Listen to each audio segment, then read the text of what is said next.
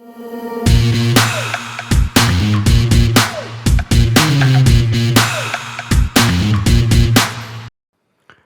so I've got my 2018 Kawasaki Z125. Got it all ready to go to the track tomorrow morning. I had to do a few different things to it to get it ready to do that. Mostly crash protection. And a few maintenance items like new chain, brakes. So for crash protection, I had to go with some Acer's Mini Cross Rally Guards, I believe is what they're called, to fit these KLX 110 bars.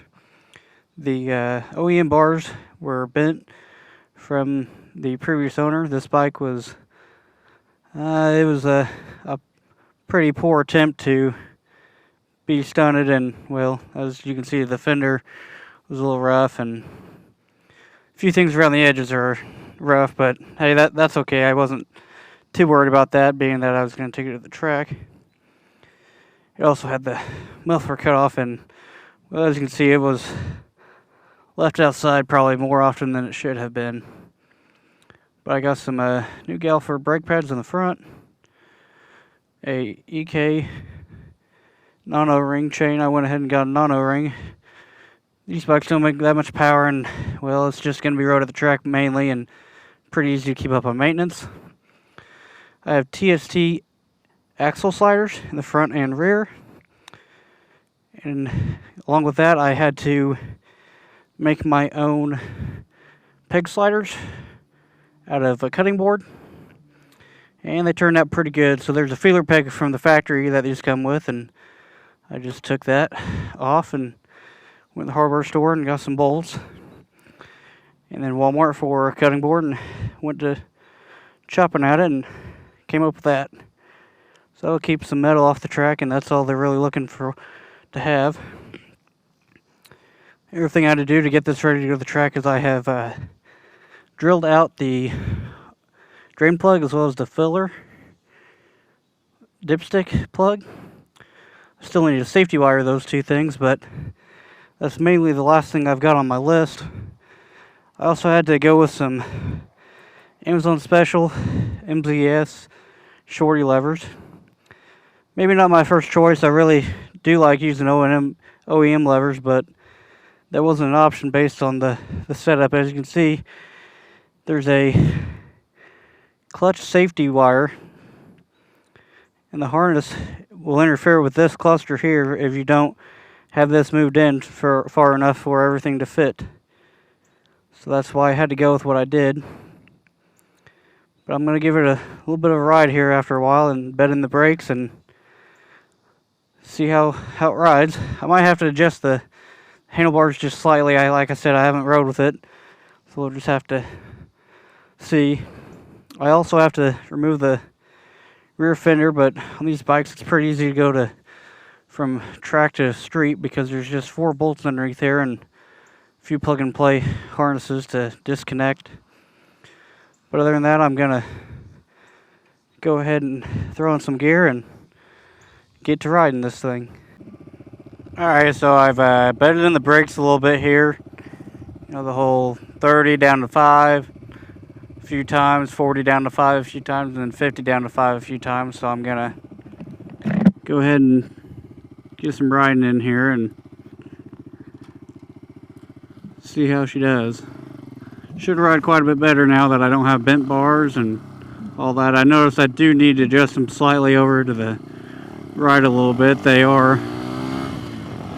a little loose, but or not loose, but they're a little bit to one side versus the other, but that's a pretty easy fix, so not too bad to do.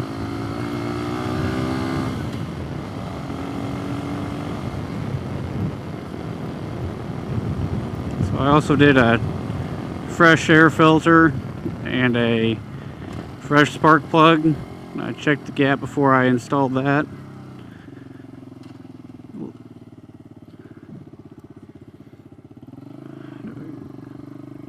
Not really ready to do any performance mods necessarily.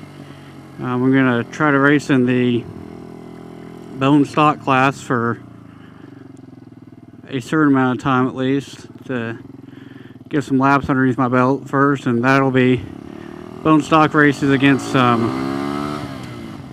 DRZ 110s, I believe, KLX 110, CRF 100s, things like that.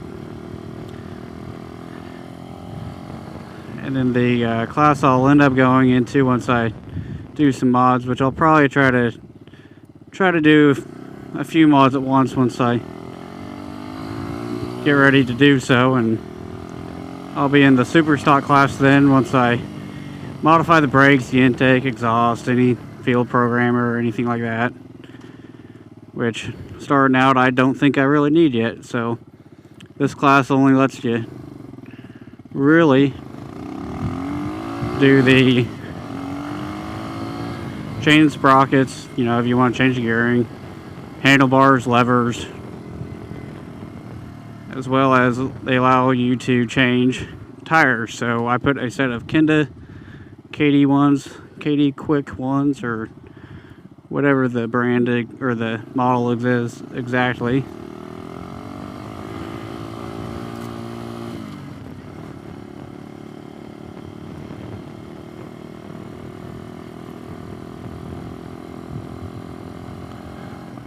But it should be something a little stickier than the fairly hard stock tires. They're not near as hard, I don't think, as the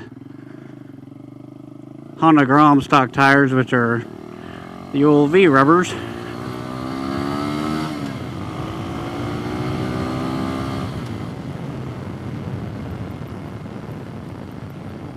But so far I have not tested to see if these things are extremely grippy or they're just normal tires to me, but I'm sure once I get to the track I'll find out.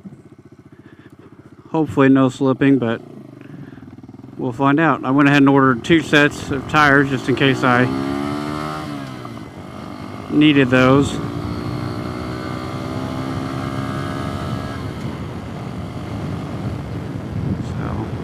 So far so good. It's riding pretty good. The brakes I'm having a little trouble getting some of the air out, I think. However, a little bit of bubbles coming up to the top of the reservoir isn't necessarily always out of the question from my experience. So I think once I get done riding here, I will maybe do a little bit more bleeding, as well as I'll end up going ahead and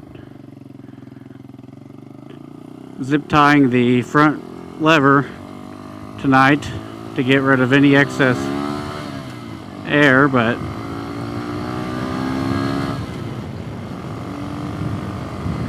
so far so good. I think the clutch is adjusted fairly well. It might need some minor adjustments to my liking, but so far it's done pretty well. I know the brake lever, I've never really been a fan of any adjustable lever. I've had some on bikes I've bought in the past, but I've always been a fan of OEM. However, I'd put a aftermarket set of Pro Tapers here, which are a KLX 110 DRZ 110 bend. With that being said, it's a mini bar and only mini handguards will work. So along with that, a full-size lever is out of the question.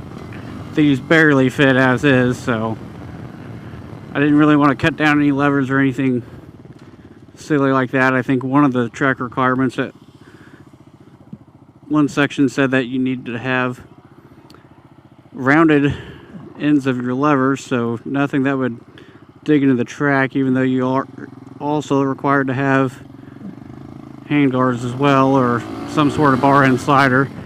I think that's more important on the end of your lever, whether or not you have a set of handguards around there. But I prefer handguards. Honestly, they'll hopefully save my levers if I ever need to, or anything ever happens. Hopefully they save the levers. But in the end, these levers, well, preferably I like OEM, because people always are getting rid of those for dirt cheap. But in the time crunch I had to make this track day, I ordered some Amazon levers, which to me, for a bike of this CC, was probably more than adequate, really. I don't want to see lever failure at all, but I think at a lower speed or something like that, I'd be better off with failure on this bike versus my, you know, say my MT-09, and I'm going a little over the speed limit, so to speak. So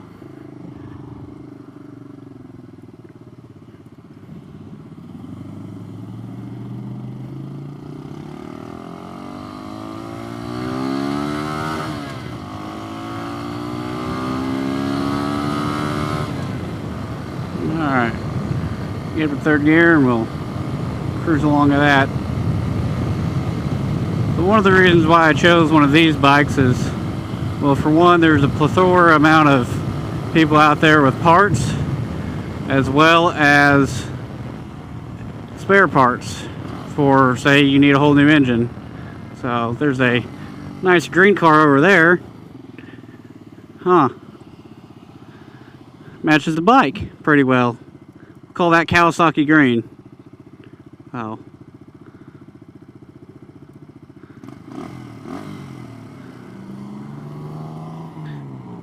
Some people might recognize who this is, but I won't make any indication of who it is.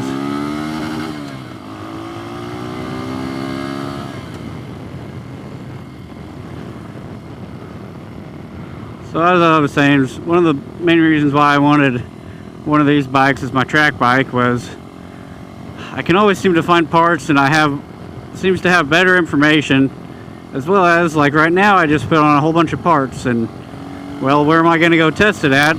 Oh, the street. Well, how are you going to do that on a dirt bike? Not well. I try not to ride too much of anything without plates. It's just a bad idea. If anything happens, you're going to be handed that on top of whatever happens, so that's never a good situation. But the reason why I didn't choose, say, a Honda Grom, well, around my area, those seem to draw a pretty big premium still. Even though it's not my first choice to begin with as a bike. I much prefer a Z125, as it has an actual oil filter system without having to change the case cover to add a aftermarket oil filter. Things also, I've had several of these Groms and Z125s, just buying and selling stuff, and I had one with 6,500 miles, and I believed it to be completely stock.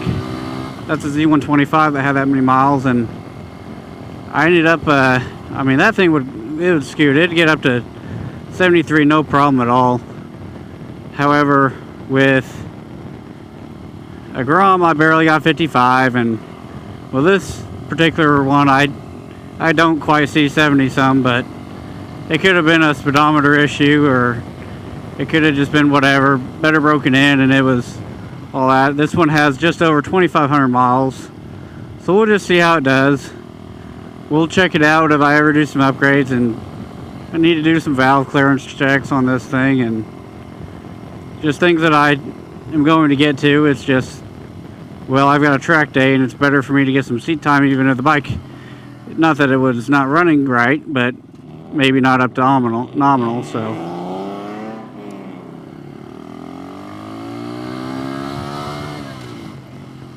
So I'm going to go ahead and end this video here, and we'll catch you next time.